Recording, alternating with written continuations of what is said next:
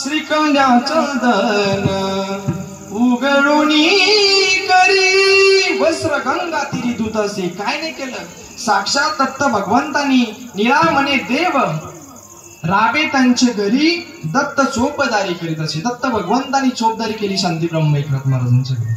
एवढा मोठा अधिकार संपन्न असलेले माझे शांती ब्रह्म एकनाथ महाराज, काय त्यांचा मोठा अधिकार, त्यांची अभंग रचना असेल, कूट अभंग रचना असेल, ज्ञानेश्वरीचं शुद्धकरण असेल, एकनाथी भागवत असेल, सोपी सोपी भारुडं असतील महाराज.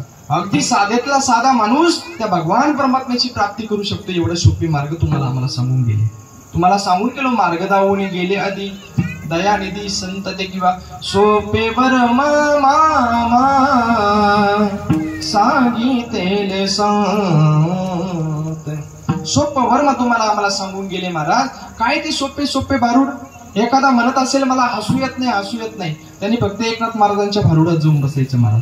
तो हसल्याशिवाय राहणार नाही. तो म्हणत असेल मला हसू येत नाही, त्यांनी फक्त एक दिवस एकनाथ महाराजांच्या भारुडात बसायचं. आणि भारुडात बसल्यानंतर महाराज, माणूस जर समोर बसलेला असला ना, ते भारूड चालू झाल्यानंतर माणसाच्या अंगातच येतो महाराज.